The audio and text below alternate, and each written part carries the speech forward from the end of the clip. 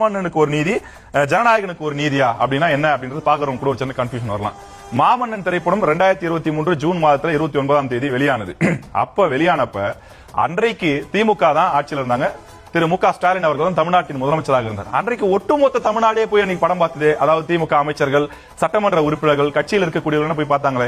அன்னைக்கு இந்த விமர்சனத்தை வச்சீங்களா? இன்றைக்கு கேள்வி எழுப்பக்கூடிய கனிமொழி அவர்கள் அன்றைக்கு அவருடைய அண்ணனை பார்த்து, அண்ணன் நீங்க தமிழ்நாட்டின் முதலமைச்சர், நீங்க வந்து இந்த மாதிரி படம் பார்க்க போலாமா? முதலமைச்சர் உயரிய பொறுப்பு இல்லையா?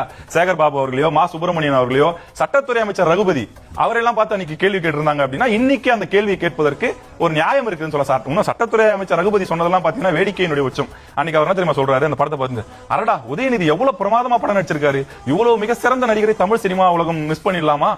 நான் ஒரு வேண்டுகோள் வைக்கிறேன் அவருக்கு. அவர் வந்து நான் சட்டத்துறை அமைச்சர், நான் சொல்றேன் ஒருத்தர் அமைச்சராக இருக்கக்கூடிய காரணத்தினாலேயே படத்துல நடிக்க கூடாதுன்ற எந்த சட்டமும் இல்லை. அதனால அவர் தொடர்ந்து படம் நடிக்க வேண்டும். இப்படி எல்லாம் பேட்டி கொடுத்தாங்க. மா சுப்பிரமணியன் என்ன பேட்டி கொடுத்தாரு தெரியும்ல உங்களுக்கு? அதே மாதிரி பாத்தீங்கன்னா சேகர் பாபு அவர்கள் ஒவ்வொரு சட்டமன்ற உறுப்பினரும் ஒவ்வொரு அமைச்சரும்